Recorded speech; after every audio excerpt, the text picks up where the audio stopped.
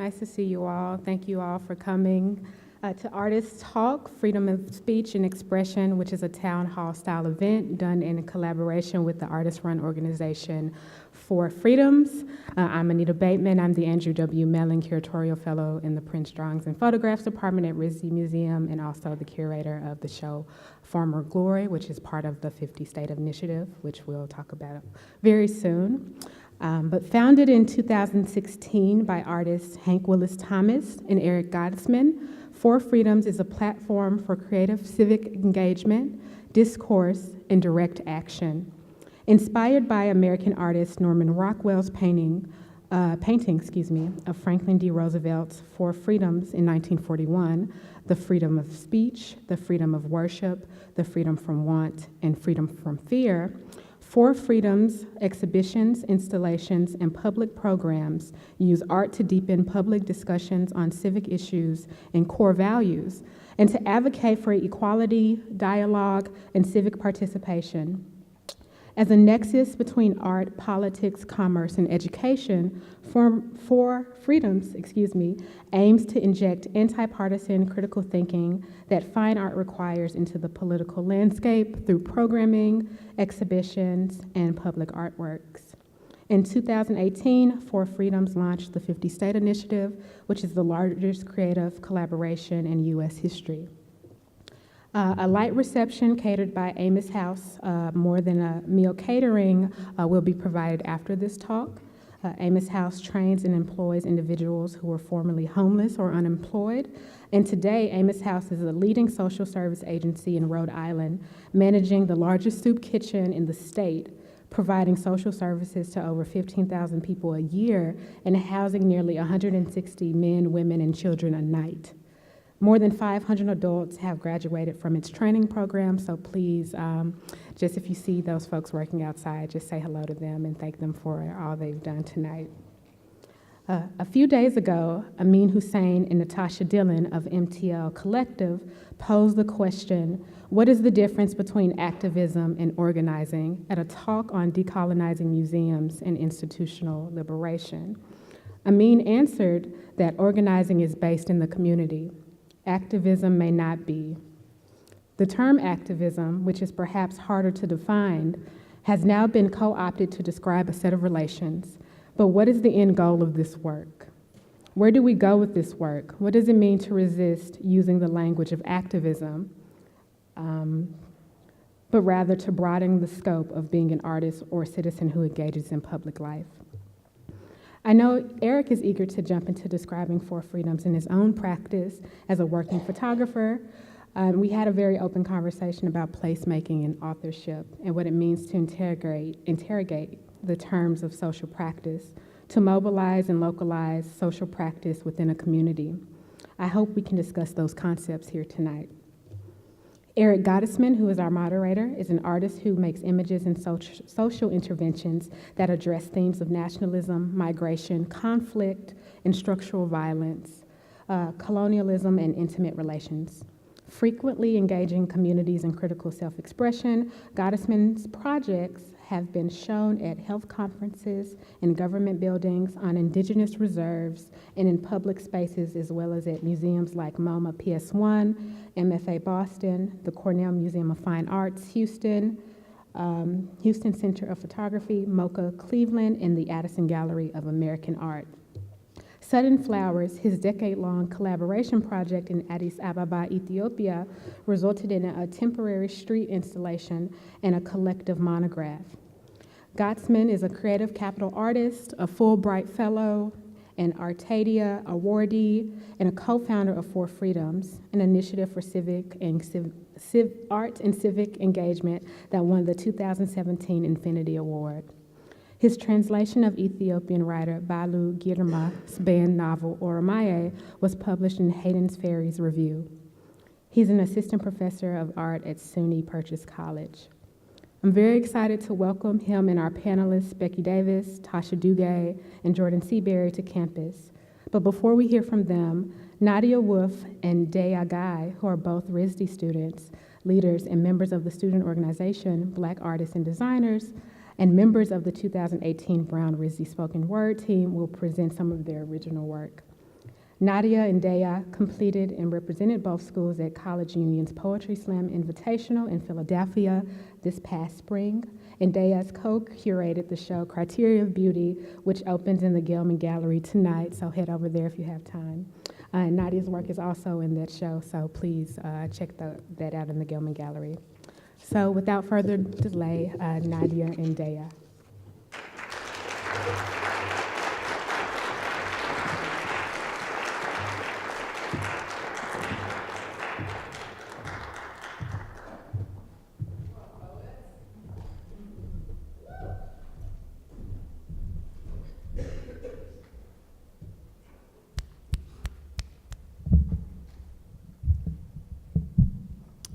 Hello. Before we get started tonight, I just want to talk about what we do. We do spoken word poetry, poetry slam. I know a lot of people come to like things like this in a space like this when it's really dark and you stay quiet, but we need y'all to not stay quiet. So as the poem's going, yes, that's what. So like when you eat your favorite food, can I hear the sound you make when you eat your favorite food real quick? Everybody, actually. Any little stomp, little clap, little snap. If you feel something, tell us you feel it. We want to feel it too. So that's what we want to say before we get into actual poetry for tonight. Thank y'all for coming out.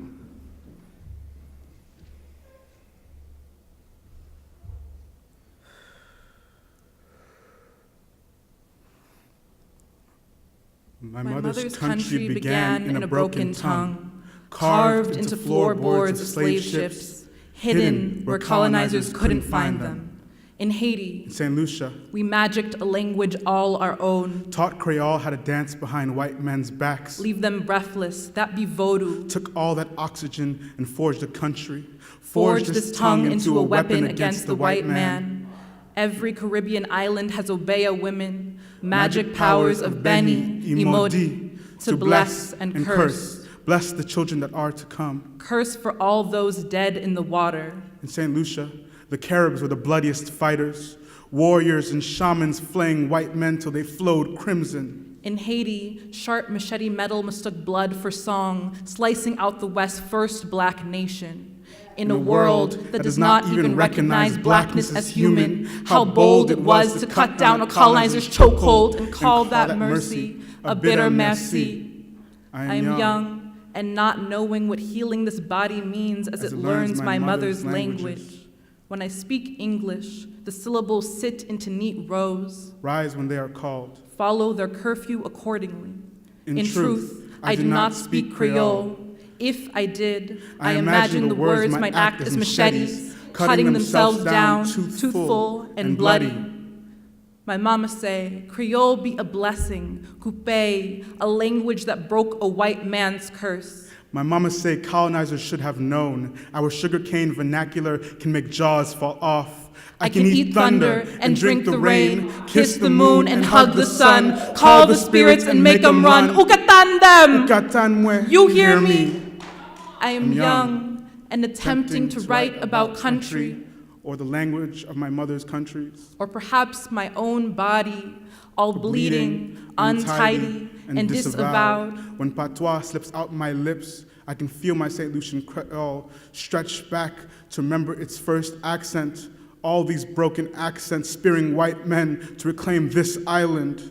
When I speak French, I feel the fissure of that first broken tongue, the way my pronunciation erases any Haitian lineage, those old European fists fighting their way in. In truth, I do not speak Creole, yet I am Creole embodied. Creole resurrects a slave revolt between my teeth, home to all our drowned kin, rising from split sea, their bodies taking refuge beneath our tongues, our mothers, molasses pooling in our mouths, a testament to a taste so sweet. The ghosts linger.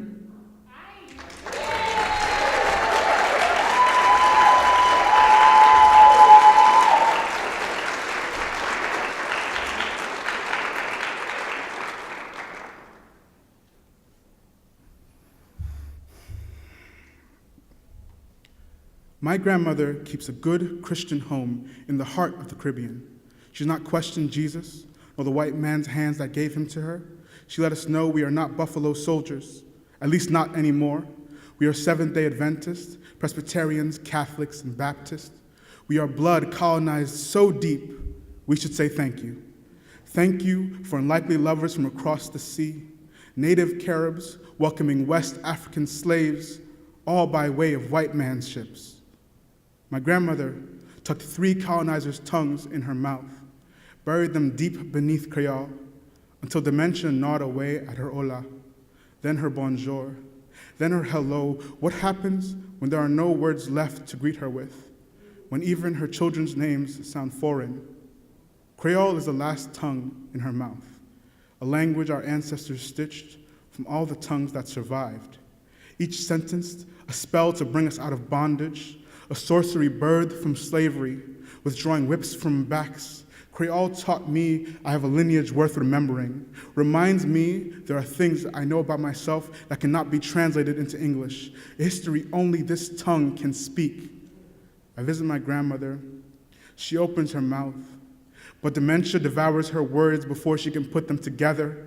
Nothing but nonsense mumbles out, and I wonder which of her stories went untold. I wonder if her stories stretch back far enough to cross the diaspora. Can her tongue remember her mother's ancestors, black bodies on white man's ships, tight-lipped holding histories in their throats, on course to meet lovers they never asked for? Can her tongue remember her father's ancestors, indigenous bodies who fought off the Spanish, the English, the Dutch, force-fed treaties to silence savages who defend their shores? When I'm in St. Lucia, I dig up all the stories I can, sharpened by chains and cannon fire, dust them off, wonder if they can cut back through diaspora, a gift for our children, tuck them into my throat for safekeeping, tongue I do not know how to use, my history smothered by all this English. I look to my grandmother's mouth to see how I should use my own. When sounds mumble out, I say, Saudia, or tell me again. And sometimes, if you look her in the eyes, her lips open, and you can see the beginning, an ocean calm, bloodless.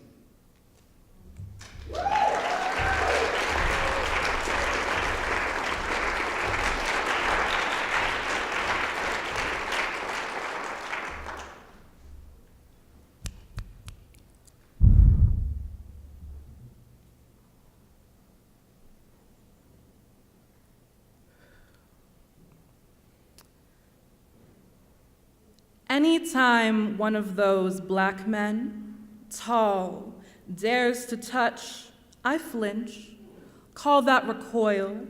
Call it the cock of pistol pressing back into my husband's hand, the grope of palm oiling down the still simmering barrel, the gash newly formed in the target introducing itself to a southern quiet. The green vinyl of a soda shop stool grips my thighs just so. I know the hiccup heartbeat all this pale body incites for men with skin mimicking the darker shades of white nights. After all, I am a white woman in Georgia heat, a peach. The crease your thumbnail cuts into soft pink skin, the tacky wetness of blood on your hands, the flies who gossip about the gore in this ruptured flesh, a festering fruit in dim light. I am a white woman, more or less fragile than the plum pulp of a black boy beaten down.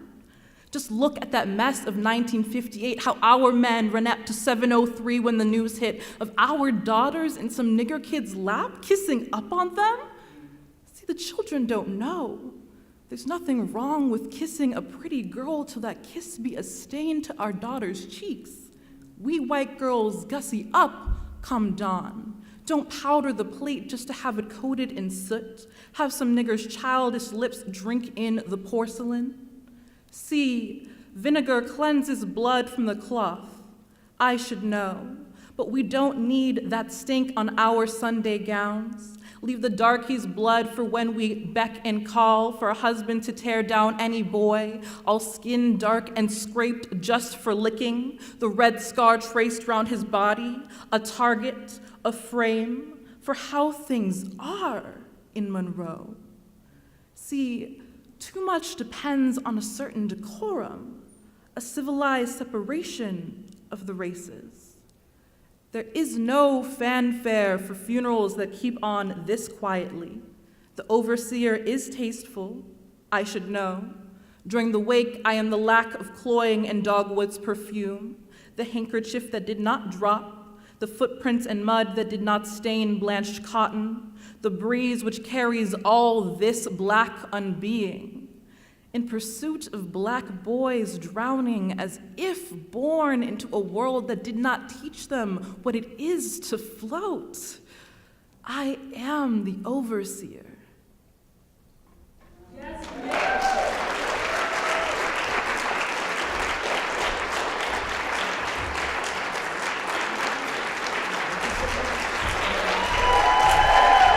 Thank you so much, and give it up for our presenters who are coming up.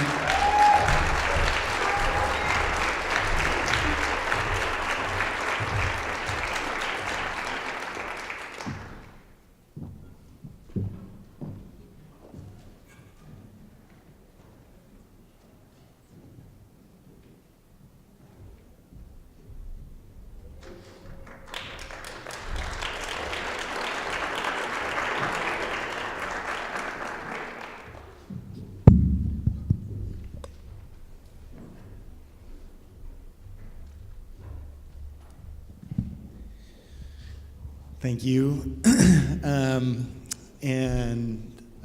That's a tough act to follow.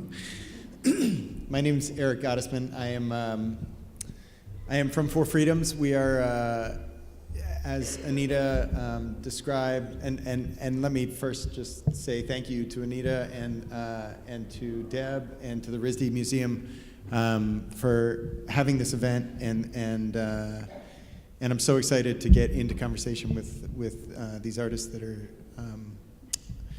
up here with me on stage, and I just want to give a little bit of a context for Four Freedoms. Anita sort of described the overall history of the initiative, and this is kind of one of the events of part of the 50-state initiative, which is happening right now across the country. On the other coast at the College of at CCA, California College of the Arts, right now. My partner in this project, Hank Willis Thomas, is doing a town hall there, and we have multiple events happening across the country in all 50 states, as well as billboards like the ones that Becky and I both passed coming from different directions down here to Providence tonight, produced by artists.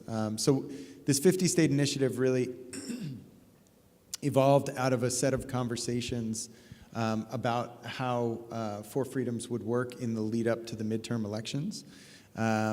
We started in 2016 as a way to think about how art is civic work, how art and artists have a role in public discourse that should be at the center of public discourse, even though as artists we often want to kind of live on the margins. I think there is something that critical discourse and artistic discourse has to contribute to public discourse. And so the way we're approaching it right now is by trying to insert artist voices across the country through exhibitions, through billboards, and through town hall events like this one tonight, where we get to foreground how artists are thinking about the issues that we face collectively. We believe that all art is political, and we'll probably talk about that tonight. But I think for a lot of artists that goes without saying, and maybe we don't even have to dwell on that. Artists are kind of shapers of society, and so that's sort of where we base our interest in promoting and planning and organizing these events. It's not, we're using the political schedule this year to kind of highlight what we're doing, but really this work happens every day, and on November 7th as well as every day before then. So we're just trying to lay down the groundwork for an infrastructure, a cultural infrastructure that can be activated and reactivated, and events like tonight can serve as prototypes for how we produce these kinds of dialogues and conversations in the future. So I'm happy to talk more about Four Freedoms if people have questions later on, but I would really prefer to jump right in to these amazing artists that I'm able to join with here on stage tonight. I'm going to just introduce briefly these artists, and then we're going to have presentations, and then start into discussions about some of the ideas that come up as a result of each of y'all's individual work, as well as some of these larger questions that we're talking about.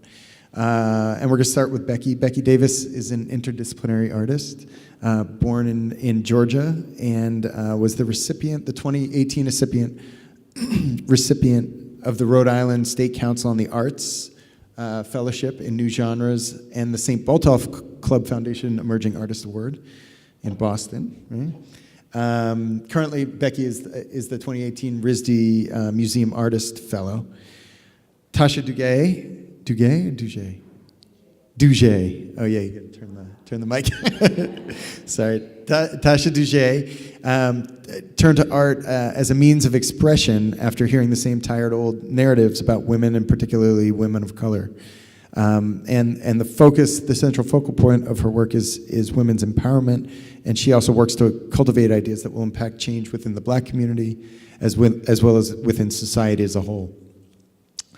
And Jordan Seaberry, originally from Chicago, came to Providence to study here as a painter at the Rhode Island School of Design, and is deeply involved in the Providence social justice community, where he is currently working as the Director of Public Policy and Advocacy at the Institute for the Study and Practice of Nonviolence, and also maintains a painting studio here in Providence. So with that, I really want to just turn it right over to Becky, and we'll be able to kind of be interlocutors in each other's conversations as we move through the work. So Becky. Sounds good. Thank you. I'd like to start by thanking Anita and Deb, Alexandra, the larger RISD Museum family, and thank you all for being here. Thank you to my fellow panelists. My name is Becky Davis. The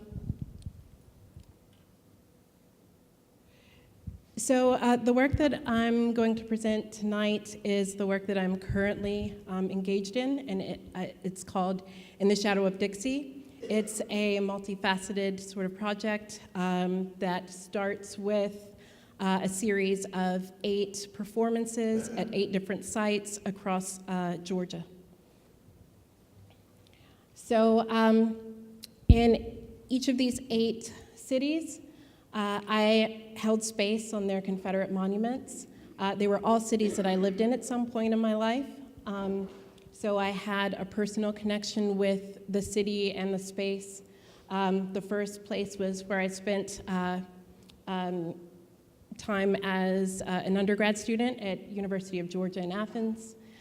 There's Augusta, Georgia, Decatur, Georgia, Canton, Kennesaw, Columbus, which is my hometown, Stone Mountain, and Louisville. Now, although Louisville doesn't have an official monument, what Louisville does have is a market house that's the way it's framed by these historical plaques that were put up as part of the Bicentennial Project across Georgia. But the original context of this marketplace was it was a market in a central part of the town, like right in the middle of downtown, that was a place where slaves were marketed, or slaves were sold. And when they restored this structure, it was billed as a slave market, not not just a market where lots of things were sold, including people. It was meant to bring in tourists to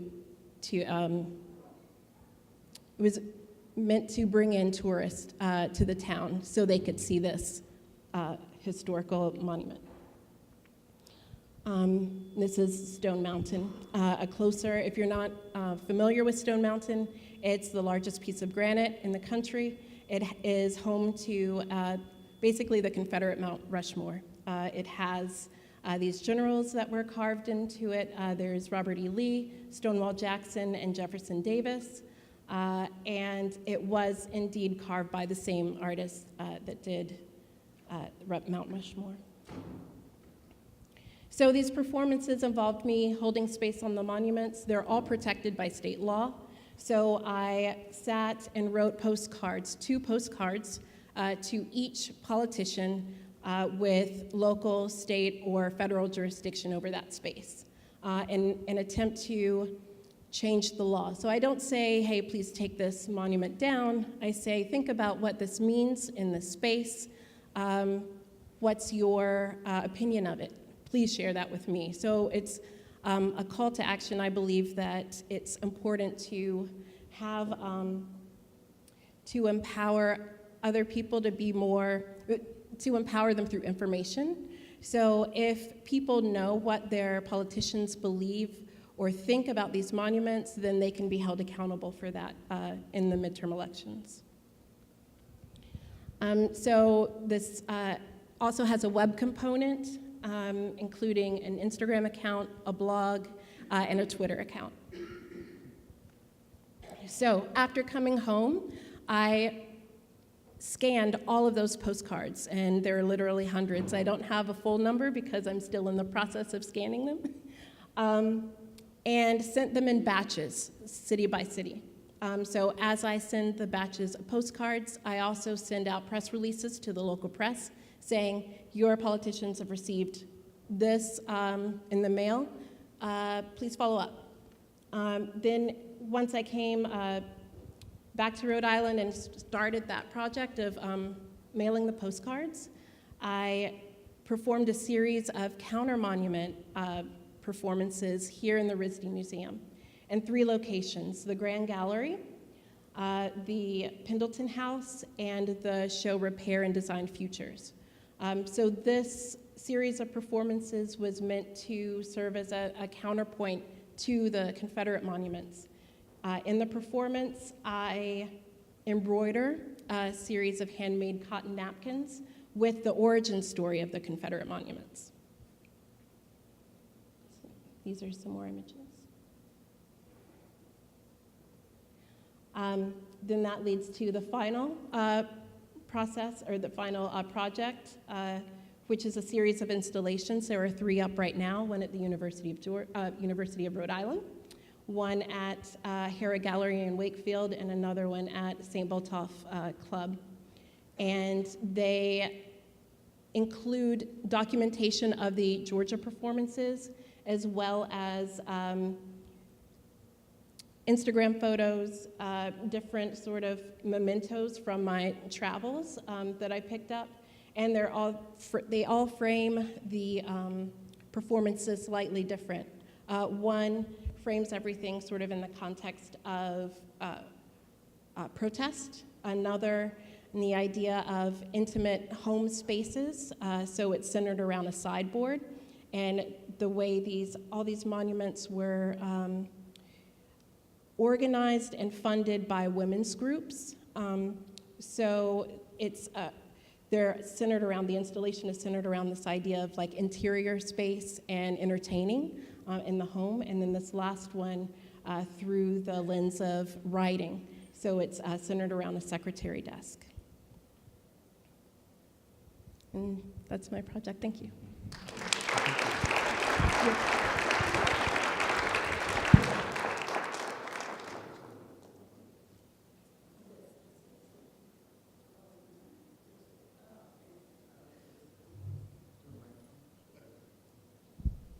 Hi, everybody. So my name is Tasha Dougé. I am an conceptual artist. Mixed media is my medium, so that pretty much means I get to do what I want when I want. So that's also really fun. I actually stumbled across my journey working for a nonprofit organization in a women's department. And like Eric was saying, my work initially started off with empowering women, specifically of color. What I realized early on in my career is that, this is bought, but normally I had like a low Caesar. So if you're seeing me on the street, my gender might be a little bit ambiguous, however, my skin not so much. And so that was really poignant for me, that I needed to address issues with regard to race. And so my work immediately evolved I would say, with 2 months later in the encore performance of my initial show. So what am I supposed to do here? Press arrows. Okay, let's see. Oh, there she is. So what you're seeing here is a not traditional look at an art piece that I've done titled, "This Land is Our Land." So we're talking about political climate, and sometimes the ancestors will give us foresight to some things that be on the horizon, right? So I'm listening to, I don't know what channel, what radio station it was, and I just kept hearing the narrative, "Make America Great Again." And I was like over it. It was just that one last time that I had heard that statement that just really set me off kilter. And I just started, a barrage of questions came to my head, like who, what, when, how, all of these things. And the answer really was my ancestors, our ancestors, the enslaved Africans. And so it was just like, okay, Black people, all right? So how do I then speak to the narrative that depicts the whole story of the foundation of this country, right? So then the next thought was, oh, the American flag. I was like, oh yeah. So I was like, how then do I make the American flag unapologetically Black, right? I did not want there to be any ambiguity around this narrative. I wanted it to be very, very clear what I was trying to allude to. Then it was like, oh, hair. Because our hair in itself is political. And it's interesting that how something that grows from our scalp naturally is constantly being policed, right? And despite colorism or all those things around that, our hair usually is an indicator like, yeah, you got a little bit of Black in you. Whether it's 1%, 99%, that's usually a good tale of your ancestry. So it was just like, okay, I'm gonna recreate the American flag. I'm gonna use Black hair to speak to the contribution of the enslaved Africans that were brought here. And I'm going to replace the stars with cotton, right? Because that is obviously a part of the narrative of this country and really something that helped sustain the economy around slavery. And then I can speak to the other components because the hair is actually stitched to chicken wire, which initially was for functionality, but again, sometimes you don't realize the messaging in the work until afterwards. So having her stitched to chicken wire just speaks to us being caged through our oppressors. So this is a photo from a series titled A Bed for Justice, and this happened by circumstance. I happened to, someone had requested a photograph of the work for an exhibition proposal, and I had two friends. I had a friend in Philly who was a photographer. Her husband's also a photographer, so they're like, okay, we'll take some shots for you, and so forth. And what ended up happening was, I think well over 400 photographs being taken in one day, which we've now deemed Sunday magic. And we had no direction whatsoever, none whatsoever. And the only ask that they had for me was to be with the work, right? And so we're here talking about freedom of speech and expression. So how many of us have really taken the time to really sit with our work outside of the actual creation process? And so I chose this one in particular because I remember when this piece was exhibited, it was a student group that had come in, and this girl, she was just beyond her years. She was like, so I asked, what do you see, right? What does this speak to you, like, or out of the room, which one speaks to you? And she was like, this one, because it talks about the silencing of women, because your back is to the camera. And I was like, yes. And it was also, you can also make noise in response. I'm also like anti-quiet. And then there was also a question like, am I upholding the ideals of the American flag, or am I pushing against the ideals of the American flag? So it was a lot of stuff around that conversation. And I remember when Anita had come for the studio visit, there was this conversation around vulnerability, right? Being able to be penetrated without knowing. So that was something that was also brought up into the conversation. I also like to speak to the deity that is my shadow, and then I'll talk about ancestral information that is transferred and how it shows up in our work as well. This is a short video, I think. Deb was, oh, play. I'm gonna shut up now.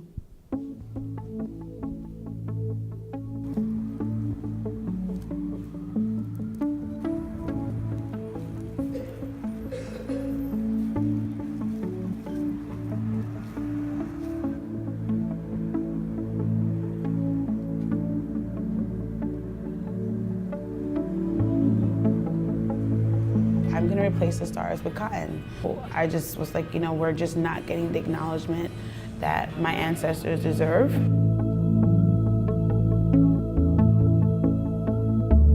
I'm tired of hearing "Make America Great Again" and all. I was like, what does that even mean? And make America great for who?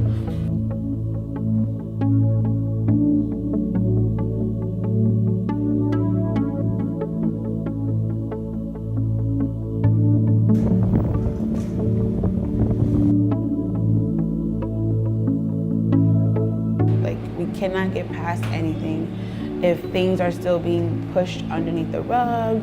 Yes, the piece is called "This Land Is Our Land," but justice is her name, because that's what we're fighting for.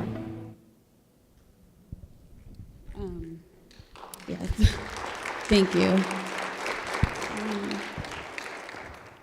It won't move to the next one. I'm almost done, y'all. Videos, I'll tell you. Take your time.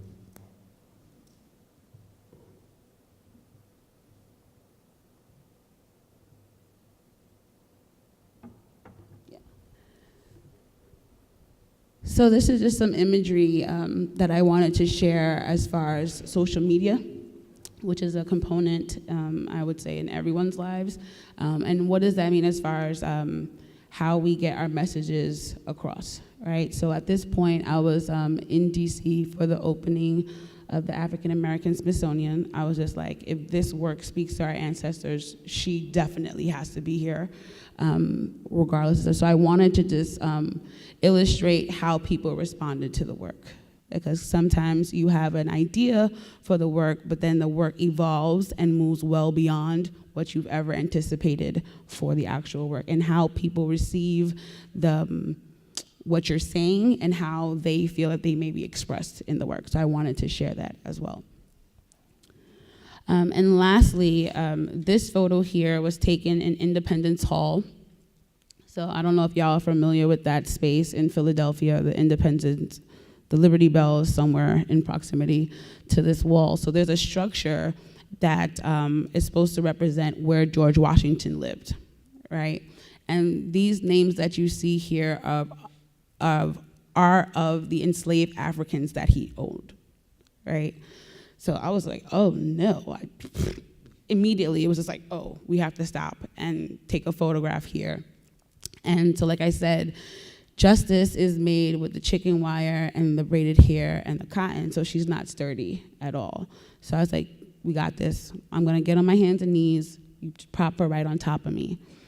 And so we literally take the photograph, we get into the car, and Star, one of the other artists that was with us, she goes, you were on your hands and knees for justice. And literally there was a silence, an uncanny silence, and we just stopped. And I just broke down into tears, because sometimes our expression is not just with words, it's with our emotions. And for people like myself to still have to explain our existence in 2018 in a space where my ancestors were enslaved is mind-boggling. So I wanted to share that here as far as like bringing the past into the present conversation and what does that mean for the future. And then the last thing I want to say about this photograph is that, the photographers had freedom to really add on any treatments to the work. I had no say in that. And so when they decided to put this in black and white, again, the photos were displayed in a space, someone came up to me, and what was an oil slick that happened to be at the space, they saw that as blood. And so I was just like, wow. And immediately, once you can't undo what's been said and what's been heard. And so that just elevated and evolved the work immediately, because the loss of life on this land, indigenous and those brought over, is really the stain of this country. And we need to address that. Thank you.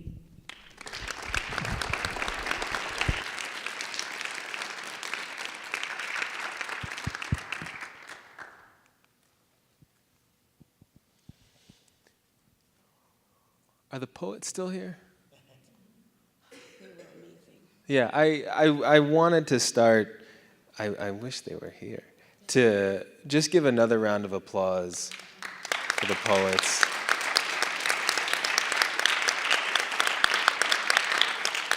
I think everybody was a little knocked back by that work, but there was one line in particular that really jumped out at me, which was in the second poem.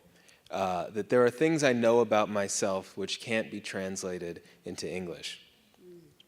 And I mean, sometimes an image or a song or a line comes along that just really, knocks you on your butt. And I was fortunately already sitting when that line came along. But I think it's for me, a really interesting framework to think about my work, and I think a lot of people's work as well, as really talking about the unhomely incongruence of colonization, and one of the most visible residual markers of that, which is the types of violence that are the everyday lived violence. So I've got a few pieces. I want to move through them pretty quickly because I think the questions are the fun part.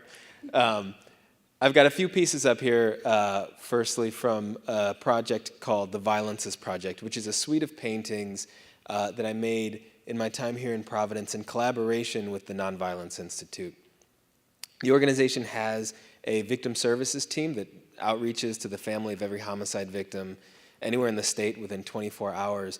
And so I collaborated with them on this project where I reach out to families who have lost someone to violence, someone who has been a victim of a homicide within the past calendar year. I go to their home, talk with the family, get to know not only the person who was killed, but the family as well, the void within the community that's reeling from that death. And then based on the family's favorite photograph of that person, I paint a portrait, an oil portrait, which you can see on the right-hand side. And the family owns that and can do with it whatever they want. They can hang it in the house, they can put it under the bed, they can pawn it, it's theirs. But then based on the larger political stories and the socio-economic context that surrounded that incident, I paint these larger paintings which exist in the world. And those collage in media coverage, police reports, photos I take inside the home, all to try and tell the larger story of who that person was and what that community has done in response. So you'll notice that first one, this one is titled Jose, and this one is titled Dimitri. And you'll notice that they both have this sort of bisected composition, and that's very intentional. Every single piece within this project is the exact same size on the exact same support with that same bisected framework. The top half being a photograph of the memorial that the family makes, whether it's in the home or on the street or at a friend's house. And then the bottom half is the sort of exterior view, really, really dark, washed. And that does a few things. So it's my hope that these paintings operate on a couple of levels. One, to really equalize out the narrative, that when you see all these pieces side by side, these are folks whose lives are valued very, very differently, right? So this is running the gamut between a, quote, good kid who was at the wrong place at the wrong time, all the way to a person with a criminal record from here all the way to the other wall. The idea is that when we equalize those narratives and when we give those stories the same weight, on the same support, with the same types of material and the same type of care, that we're actually challenging the notion that this guy had it coming or this person was asking for it. and that we can actually begin to really counter that narrative that violence is earned by certain populations, that violence is perpetuated and that in turn it's earned. Then also, on the other hand, it's my hope that there's a bit of market disruption that happens with these pieces, right? That they are sort of sets of two, and that the family owns a piece of it. So wherever these larger paintings end up, the family always owns part of it. It's never going to be complete. Whatever institution or private collection or storage facility it may end up in, the family always owns part of it. This is a larger painting from a series called the Undercommons Paintings, all based on, or at least jumping off from Fred Moten's book, The Undercommons. Lots to talk about with this painting. I know there's a reception after, so we can chat more in depth. What I will say is the sort of teaser for this is it is very much inspired by Bob Ross paintings. So I think Bob Ross has a lot to say about. I think there's more in common between Bob Ross and languages of the diaspora than people might think. It sounds funny, but I swear. So these are a few detail shots. This series really is about an imagined, phony landscape. It really is about the reconstruction of an attachment to nature that was violently cut. So the idea being that for folks in the diaspora, different from other immigrants or other refugees or other folks who were colonized, there is a disconnect between the concept of a land to which one can return. For folks in the diaspora, that lack of knowledge and that incongruence of landscape actually, I think, shapes a lot about how we relate to the physical world, and which is sort of what Bob Ross is doing. Trust me, we can talk. But so this is really about reconstructing a memory and reconstructing a connection to a landscape that never existed. And so it is based on that, and then also largely on my grandfather's story of exile from Mississippi. So all that stuff is sort of swimming around in there. This and the following piece, I believe, are the last ones in the slideshow. These are the newest work. Not many people have seen these yet. You guys are like getting a sneak peek. I just put them up on the wall. These are at Roger Williams University now. This is called Day 2. The following one is Day 1. And these are both sort of encapsulations of a series of paintings called the Wanderer series, one of which you can check out at the RISD Museum within the Phantom of Liberty show now. The first of that series is up there, and it's an awesome show. You should check it out, irrespective of whether you like my painting or not. You should go check it out. But so these collage in a lot of, when you see them in person, a lot of photographic elements, a lot of icons of the Black Lives Matter movement, alongside textual and painted work. So this is Day 1. I think I will leave it at that and let us hop on to questions.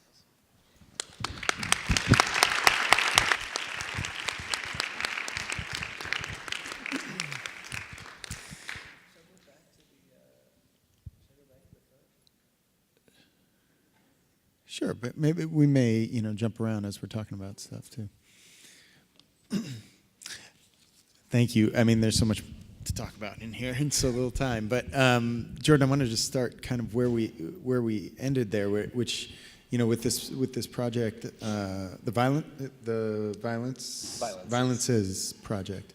I'm struck by the way that you're stepping into communities and people's lives, as the first act is through an act of generosity in a way, or I wonder if you see it as generosity, as making a painting for that person, and then that leading to a sort of, a way for you to then build this other image out of that experience.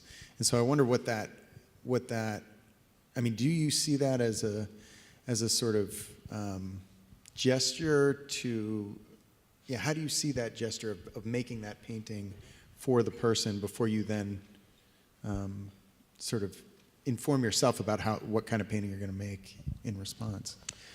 So I don't see it as necessarily an act of generosity or a sort of gift. I think it operates on a few levels. One, there is the type of subversion that I'm going for against the commodification of those stories. But also, I really view it more as an invitation, right? We have capacities to do incredible things, and oftentimes we require someone just nudging the door open a little bit. For a lot of the families for whom I'm making those paintings, I think of all the families I've worked with, that's the only actual oil painting, like original oil painting, that they own. And it's one thing to have the sort of access to what is within white, male-dominated Western canon seen as, it's an oil painting. It is the sort of premier art-making form. And so to democratize that in a way and give it to folks who might have never had one before, that's one part. But then also it's really about challenging the idea that that type of making should be exclusive, right? So I don't see it necessarily as generosity so much as inviting folks to engage with an imagination that is already there and an access to this type of thinking that's already there. I think any form of liberatory work, any form of revolutionary or constructive organizing requires the folks who are most deeply affected by the issue to be in the forefront. And so in this case, when we're talking about this really concrete interpersonal violence, the people who are most proximate to violence have the greatest capacity to imagine a better world. And this is true in my work at the Nonviolence Institute.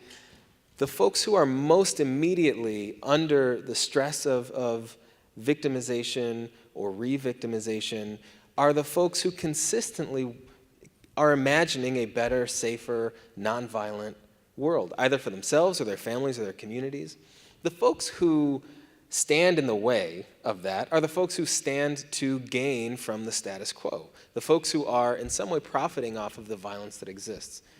But I think those most proximate have the greatest capacity to imagine something better. And so I really see it not as a gift, but sort of the beginning of an exchange, of a conversation, sort of acknowledging that I am aware that these families have this really wonderful imaginative capacity, even in times of crisis and stress, and that I'm hoping to challenge and bring some of that out with those larger paintings. But yeah, I see it as engagement and relationship building before I see it as a gift. And even when that imaginative capacity is already there, I mean, I feel like one of the things we do as artists is tap into the language with which to, express that imaginative, that imagination, right? And so, I think, Becky, when I see you placing your body and holding space, as you said, in those monuments, I think of one of the things that we talked a lot about with For Freedoms is the fact that artists are often thinking on a different time frame. Like we're thinking, far ahead. We're not. If we are directly engaging with politics, it's not like in this media cycle or in this election cycle. We're thinking like decades and centuries, and creating prototypes. So you get Barbara Kruger and Lorna Simpson and other artists talking about sexual harassment in the 80s, whereas now 40 years later we have this big cultural moment where we can talk about it in public. So I'm wondering if with your actions of placing your body in that space, do you see that as like a kind of prototype of action, a prototype of social action? Or, you mentioned that you had personal connections to all the places where you work, and now you're working here where you're kind of living near and have a personal connection to. So I wonder, in placing your body in that space, does that become a prototype? Is it important that there is the personal connection for you to the space where you work? I think absolutely it's important that I have a personal connection to the space. In many of these places, I haven't been to in a very long time, so part of the project or part of the process of the Georgia performances included me sort of staking out the space or exploring the monument or initiating a relationship with it by photographing it. So the photograph or the act of photographing becomes this dance where I get to relearn the space, revisit it, but also engage in research, understand how it exists in the space that it's in, and then taking that forward, like embodying that information, using it as part of the performance. I see time as something that's fluid, something like I don't see clear definition or clear distinctions between past, present, and future. So I feel much like you, Tasha, in using my body as a disruption, not only of the space, but also of time. In this, by putting my body in this space where historically it hasn't been or wasn't allowed. And also thinking of it as a claiming of that space. Yeah, and I was struck also, Tasha, by the fact, the story of you being on your hands and knees for justice, but we don't see your body in that position. We see your body in a position where there's clearly tension, in the photograph where you're holding the flag up or pushing against it. So, and that for me raised the question of, what, I mean, you talked about choosing materials very carefully, but what was it like to actually work with that imagery, with the flag itself? I mean, I would say that as an artist, like I said, I'm very new to this process. There's a logical part of the process, and then there's the process, right? So you're like, I have a plan. I'm gonna make a flag with black hair. It's a very just concrete. I'm doing measurements. She's 5 feet by 3 feet. I'm doing division to get the distance of the stripes correct. All that weird stuff. But then you actually start to work. And that's when the conversations start to happen, and I was in full conversation with the ancestors, because you don't think about how it directly correlates with a language and expression that lives inside you that you may not have experienced on a conscious level. So literally, I think I was watching the new version of Roots. Probably not the best thing to do when doing a piece like this, because there's parts where the tension in the braid is very, very tight. Because it's like, your name is, what's your name? Toby, I think it was Toby. And he's like, no, my name is Kunta. And I'm like, his name is Kunta. Right? I'm just like, it's Kunta. And I was like, this is not smart. But then I'm burning the ends of the hair and I can smell my own flesh. Right? So I'm thinking about our ancestors being branded. Stitching hair to chicken wire is probably something that most people don't do, so it's not a fine science. So I pricked myself, I can't even tell you how many times. So there's this conversation that's happening about the process of actually picking cotton. So even though it's a very minimal scale to what transpired with the ancestors, it speaks loudly. And sometimes, well, not sometimes, in this process, the language and the expression came at a point where things should have been progressing a lot faster. So people ask me all the time, well, did you ever feel like you wanted to give up? Because again, I'm 5'3", she's 5 feet by 3 feet. Not fun. And I'm literally sitting on the floor and she's almost to fruition. I see the work laid out. I'm just stitching a couple more braids together. And it's just about putting the cotton, and I was fatigued. We sometimes don't recognize how much we put forth of our bodies in the work, from the labor, and I was over it. And I was like, I'm done, I don't wanna do this. But the ancestors then spoke to me, and it was, some people might say that you're saying this just because, but it was very real. It was in my right ear, and it was like, you have to do this for us. And I was like, oh. And it makes me think that some spaces, to do that, what would that cost be? So all of that stuff really came to the forefront of this process in making this work. What would that cost me is such a good way of putting it. I mean, another thing that I was thinking about is like access to the work, and access to, in both Becky and Tasha, in your presentations, social media is a big part of the work, and social media for Four Freedoms is a way for people to get engaged. Everybody should follow Four Freedoms, at Four Freedoms, blah, blah, blah. Our social media team will kill me if I don't say that stuff. But it seems like and also I think some of the sort of photographs that you're using as source material, Jordan, are also related to this conversation about how we challenge the notion of who is, not only who is allowed to speak, but who is allowed to see and participate in the conversation.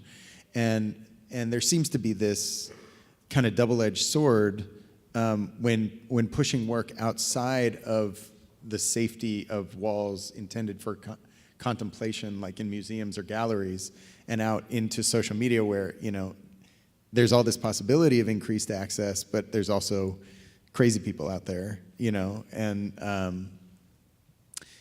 don't know. I guess I wonder, this is kind of more of a wondering question than it is specific, but does that question of access occur in your work, in how you think about where you want it to be seen and in the contextualization of it?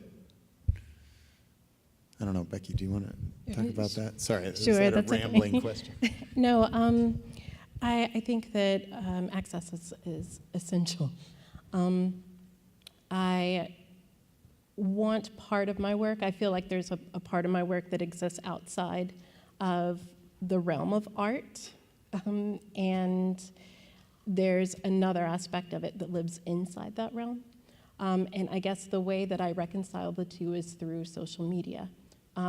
But it's also, I think social media serves, in this project at least, a different role, where, with my Twitter account, I use that mainly to reach out and follow up with these politicians that I've initiated contact with through the postcards.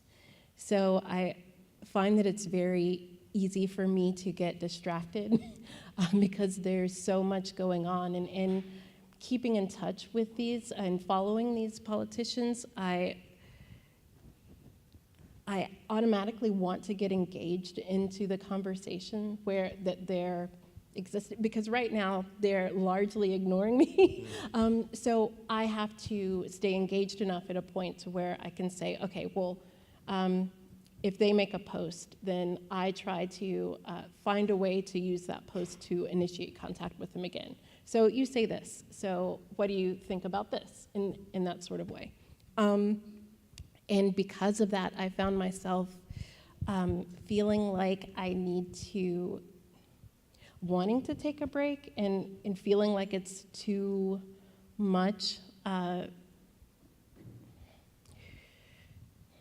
It's hard for me to stay focused on what I really want to say, and it's much easier for me to, I don't want to say go into other realms or talk about other things, but I mean, it really is, because a lot of these people that I'm initiating contact with have really their policies overall I take issue with. So being able to focus on one thing and say, this is what I need from you, can you please help me? And hoping that through my contact, other people can then start to join the conversation. And that's been a weird space, like trying to figure out how much to engage and how much to sort of stand back. I'll just chime in really quickly. So social media is very interesting as far as my practice. I was talking about this earlier. As an artist, you know, there's conversations about when are you an artist? Are you an artist if you're not producing work, right? And I had to really be very clear with myself. My art is an extension of me, and my mouth is also an extension of my work. So even at times when I'm not posting about my physical practice, sometimes you forget who's watching, right? And you also forget the amount of influence that you have. Or we're talking about freedom of speech. You know, being on this platform is a catalyst for more change and evolution. And so I'm very transparent on my Instagram. I'll be like, oh, I got rejected for another whatever this is, or, you know, I got accepted into this. And literally last night at an opening, someone came up to me, and I hadn't really posted much as far as like constant content, and they were like, you are everything. You, and I'm just like, what? I just want a beverage. You know what I mean? Like, I'm just here, you know, I'm just here to be a spectator, but you forget what your presence can really do, right? Even when you're silent, your presence has an impact and can ignite something in someone else that you may not even remember that you're doing. So sometimes even when I'm not being intentional, what I put forth on the platform really can propel someone to do something that they were teetering with at that very moment. But Jordan, I imagine that's different for you working in very clear policy spheres and then in a studio practice. Yeah, I think access is a really interesting, tough question for someone who identifies predominantly as a painter. There are more maybe naturally democratic forms like printmaking or photography. I think performance fits in there too, where the access and the permission and the engagement are really tied into the form itself. And painting is very much the opposite, often intentionally so, right? It gains its prestige by its exclusivity. And so I think some of the ways around that are the processes by which the painting comes into existence have to be democratic. So that's why I want these paintings to be collaborative, and I want them to require a certain group of folks to engage with it, or else it fails.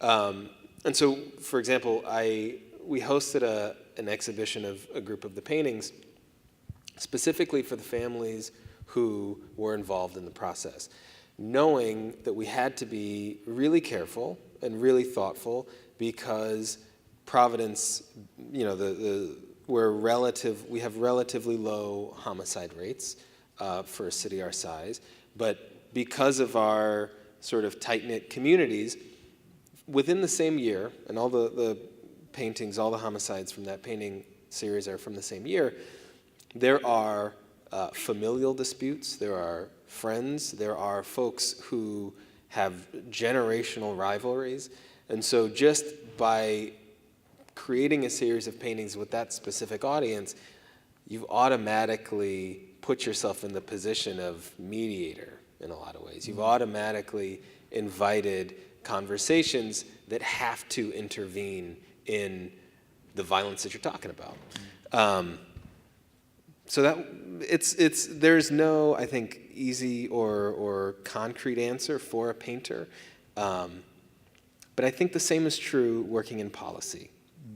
So my day job is as Director of Public Policy, as was mentioned, at the Nonviolence Institute, which means working on legislation, working on primarily racial and economic justice and criminal justice reform at the state and city and federal level, which is, I think, viewed as this really sort of emblematically democratic thing, which is also totally the opposite, right? Just the same way painting gains its power by exclusivity, that's exactly how politics function.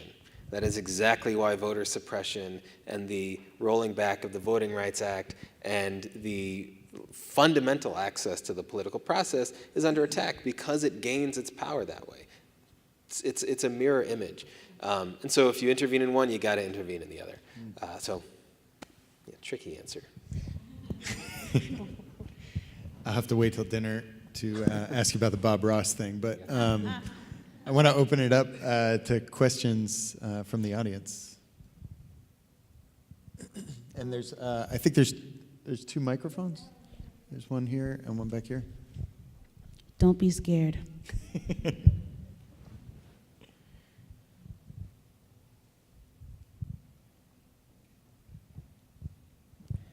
I have a. Is there a question already? No. I have a quick question if we want to start it off. So Tasha, I noticed you, I think, really intentionally referenced justice in gendered terms.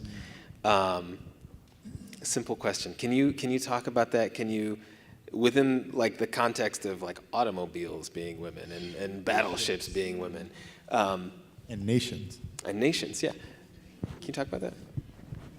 You know, it's interesting. I think only maybe like 1 or 2 times no one has noticed the gender part. So not all of my work has a gender, but for me it was very clear. And as a Black woman, we are the alpha and the omega, and I am very much a proponent of that conversation. When I think about enslavement and what the Black woman's womb has contributed to life in general, it's like, oh, it was very clear that she was a she, right? As far as experiences, I am unfamiliar of any other ethnic group that had to feed their own and then also nurture their oppressor, right?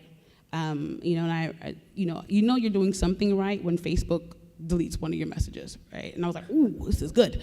I had spoken about that because a friend of mine had put a post that, the Black man is the strongest man ever. I was like, absolutely not. I was like, the Black woman. And I had this conversation, and I was like, before everyone has a tizzy fit, I just want to be very clear. Outside of, again, us nurturing our own and nurturing our oppressors, you have stories about Henrietta Lacks. You know what I'm saying? Our cells, blood, DNA, genetics has been used for experiments for the extension of life, right? Our womb has been the factory for things that have been commodified for the existence and the comfort of other cultures. So for justice to be gendered, I love sounds. But I'm very clear and I'm unapologetic about that. Anyone who's uncomfortable with that and wants to challenge those notions, give me some facts and then we can have a discussion. But she very much is a Black woman and represents that alpha and the omega. Thanks. I think we have a question over here.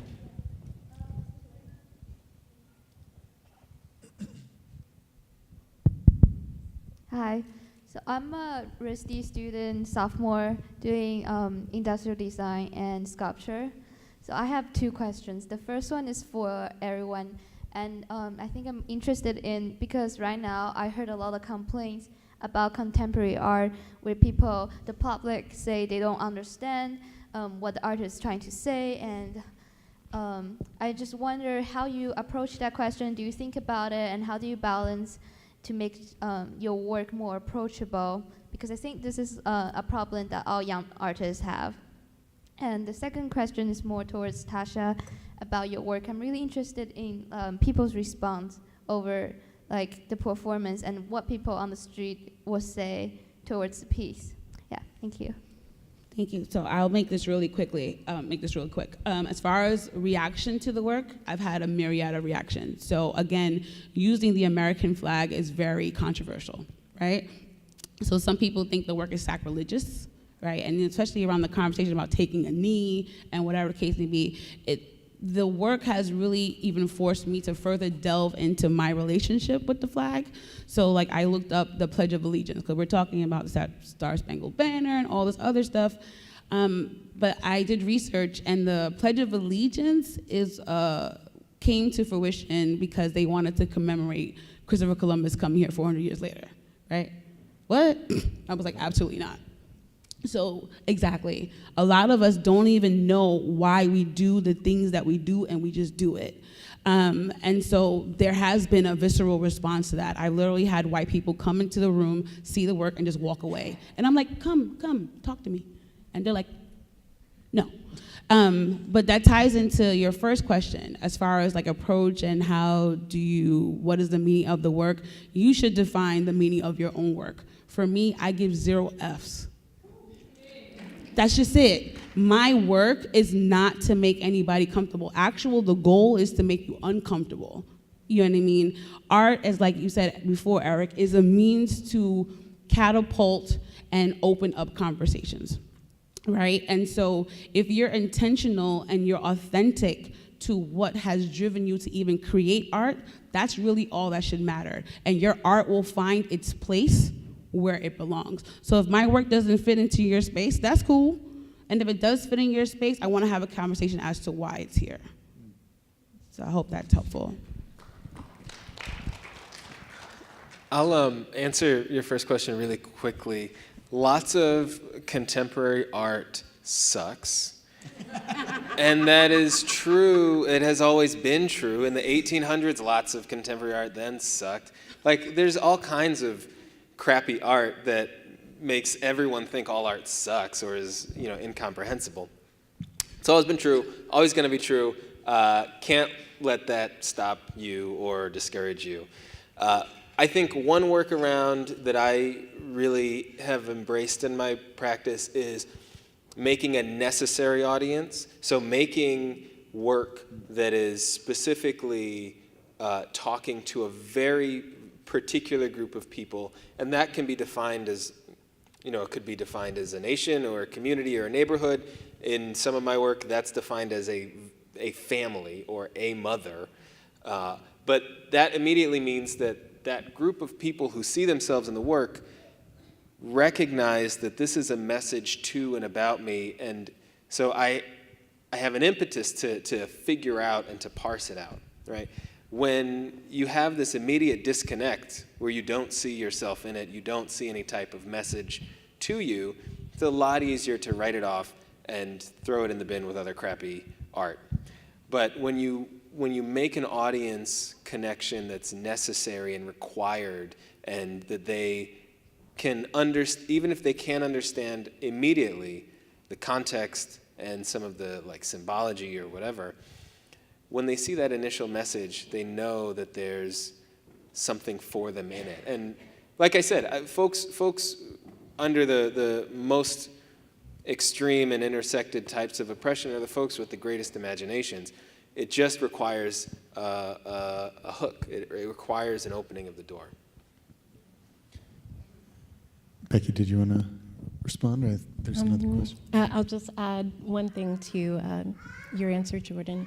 I also try to work in a similar way where I make work that's, I really spend a lot of time thinking about the audience and creating a language that speaks specifically to that audience, and that audience can vary. It can be my community. It can lie outside of my community. It can be myself. I can make work to an audience of one, but I try to make the language of the work legible to whoever that audience is. Yeah, and I just want to add one thing, and then we'll go to the next question. But I'm a real proponent of trying to understand things that you don't understand. So even some of the work that I make, I don't understand until years later. So I think that's I think there's something to be said for trying to encourage challenging yourself or challenging other people's ideas of what it's supposed to be. Yeah, is there another question in the back there? Hello, my name is Julio. I am a digital media design student at Rhode Island College. And the question I have is mostly for Becky and Tasha about what were some of the challenges that you came upon when it came about doing your performance art. I'm very into performance art, and I'm currently working on a project that I want to involve some performance art, and I want to hear what were some of your challenges and how you overcame some of the challenges doing performance art.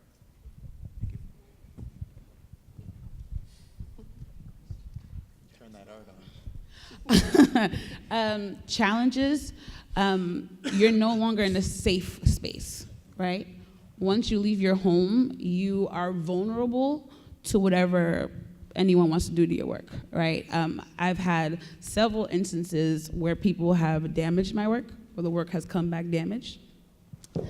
So much so where I'm just like, I wanted to stop practice and I wanted to burn everything myself because I didn't want it to happen at the hands of somebody else. However, I feel like if I get comfortable, then my work gets comfortable, and then that's a problem. So I keep pushing myself to be in challenging spaces and see what happens. So like if you saw in the video, I was on a speaker box for Art in Odd Places. It's like you should look them up. What they do, they try to reclaim spaces without going through the legalities of signing up or feeling, you ain't got time for that. So reclaiming public spaces, we were on a speaker box, and what I was performing was my new rendition of the Pledge of Allegiance, which was way more inclusive. And as you could see, as the conversation builded on that, the white woman came up to me and she was like, we're talking fuchsia red. She was just overwhelmed by the reality of what was happening, and she just felt compelled by the performance because she had nothing else that she could do. And it was interesting that, I'm talking about Black death and she needed to be consoled, right? So it just really is something for me where I'll just challenge myself to be in these spaces because you just never know how you're going to be fed, and use the fear or whatever may be hindering you as a catalyst. I'll just add two things to that. I found that I've really needed to be organized or work on organization when planning performances, making sure what my intentionality is, and really honing that down and making sure that all of the elements are in place before I go do the thing, because once you're in the performance, you're in it. The other thing is an acknowledgement that you're making yourself vulnerable, and being real about that, creating a self-care plan, thinking about and sort of planning, having a plan in mind for what will happen if any sort of situation arises. So what if someone approaches you because you're in a space you're not supposed to be, what will you do? Or if someone approaches you angrily, what should you do? So sort of thinking about those things ahead of time and having a plan in place. Do we have another? Yeah, here you go. Hello. Then I want to just an add-on question to that. As someone who's also started doing some performances, I'd love to hear more about maybe the types of interactions that you've had with the public, and especially Becky, since you've done some performances both in the South and in the North. What kinds of comments or experiences do you have in that? And then as the last part, did you pay to go to Stone Mountain? I'm so glad that you brought that up. Absolutely not. In fact, the reason, so just a little, I'll try not to take much time, but Stone Mountain is a public space. It's owned by the city, by the state of Georgia. However, it has an amusement park that's run by a private family. So they charge you to go onto that space. But it's also, it has a weird sort of, it's in a weird space. So to go to the side of the mountain with the face, you do have to pay. I did not, that's why I had on my slideshow like a stock image that I found on Google. The picture that I took was can we afford that? So the picture that I took was from the back of the mountain. Since it is a public space, they can't charge you to go everywhere. So there are paths that go through gates, right here. paths that go through gates, and there are like walking trails. So that's where I found an entrance, and it takes over an hour to walk all the way around to the face of the monument. So I went to the top of the mountain. Here you have all of the Confederate flags flying, the national flags, all three versions of the national flag, and the Confederate battle flag that are flying just on the back of, that's the back of the mountain. So no, I did not pay, I walked on. But because of that, I didn't get a good picture of the face of the mountain. Your first question was? Reactions to Reactions. So as far as reactions, went very little. I was very concerned about angry mobs because I lived in all those places, so I know the people that live there. But really not much. A lot of suspicious looks, a lot of watching, a lot of what I deem to be intimidation tactics, where in Athens, that first image was a picture of the police rolling by. I'm in a very visible space, and I counted 5 times that the police circled just that street. The same in Louisville, not police, but the same trucks that would make circles one at a time. I had 2 real interactions. Both of them, 3 interactions. One was with a lawyer who was a social justice lawyer who asked me if I was protesting. 2 were by homeless men. One of them asked me if I was crazy. Really quickly about reaction. Oh boy. Okay, so the one that sticks out in my mind, which was really, I almost lost my ish, was we were exhibiting at the Colored Girls Museum.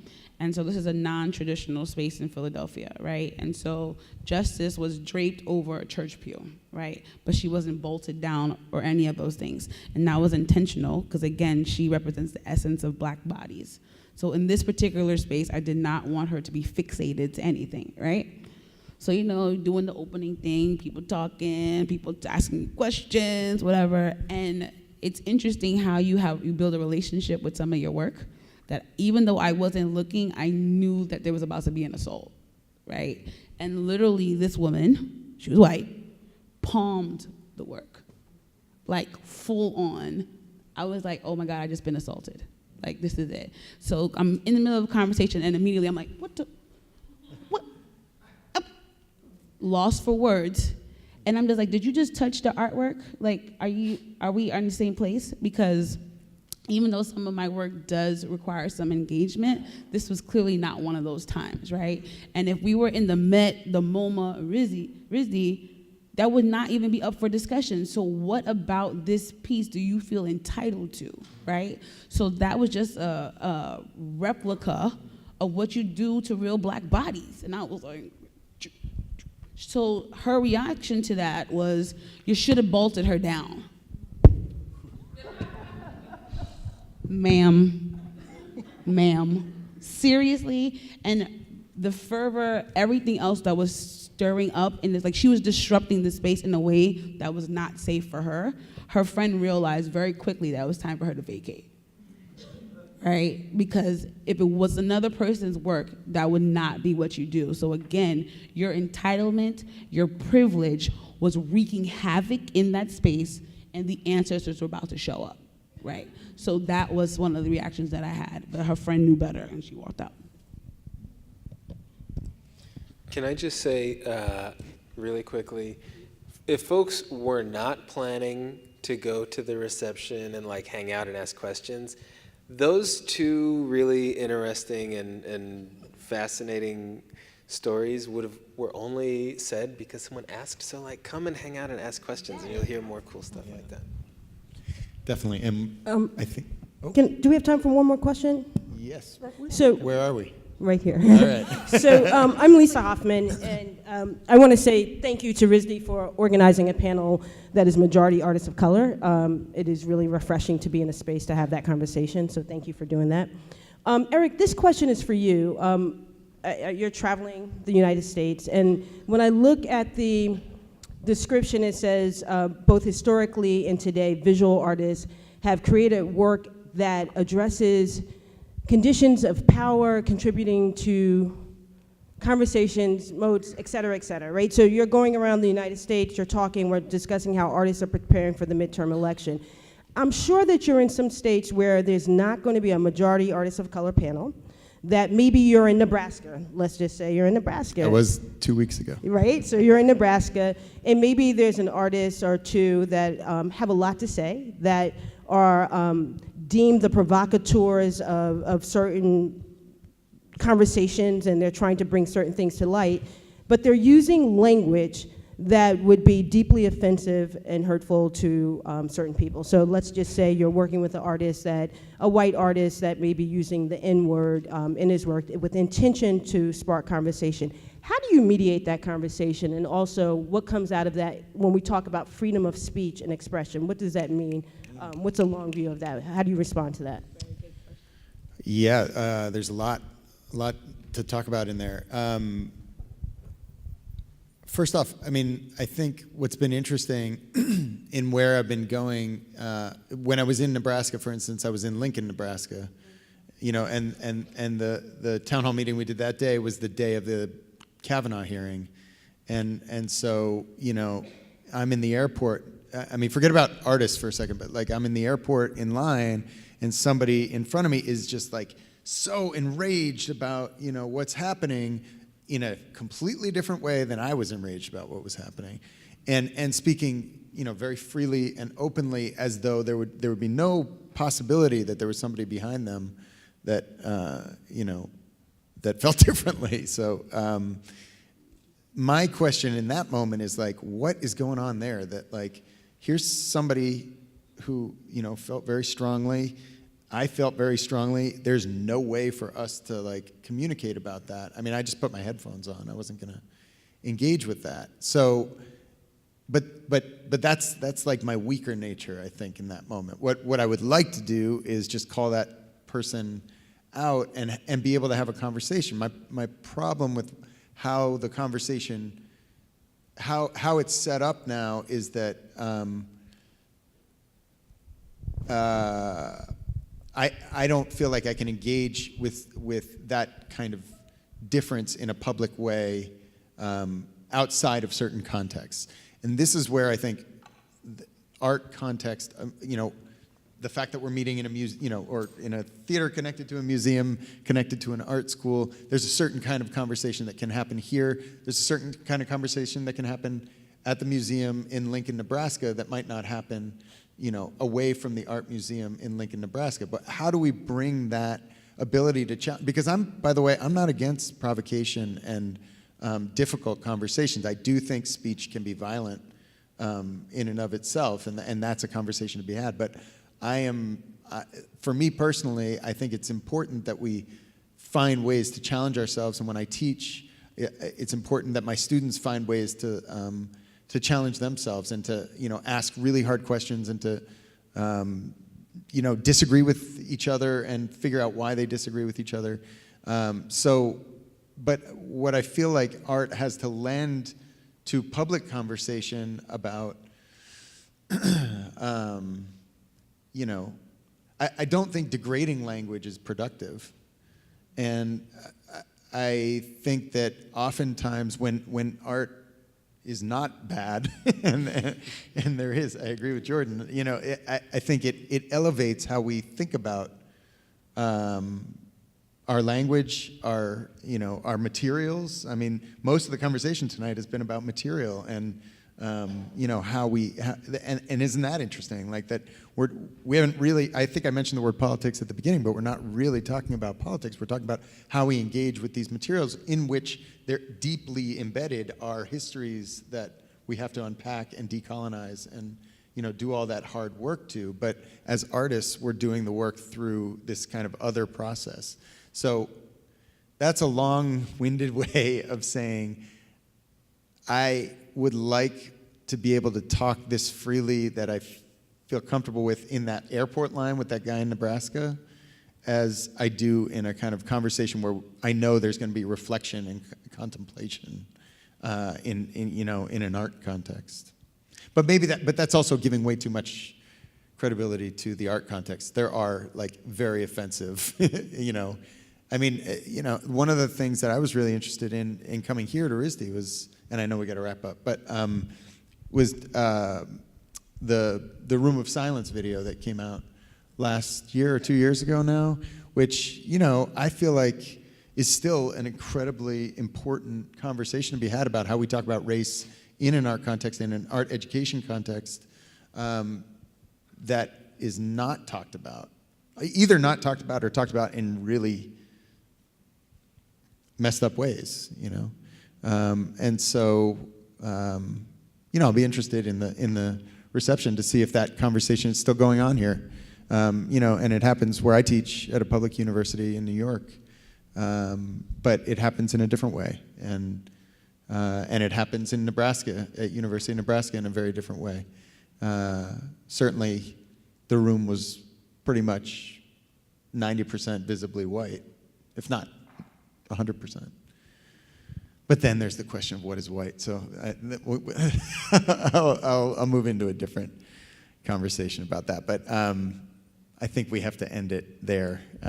Thank you, Becky, Jordan, Tasha. Amazing to see the work. And thank you to RISD for hosting this conversation.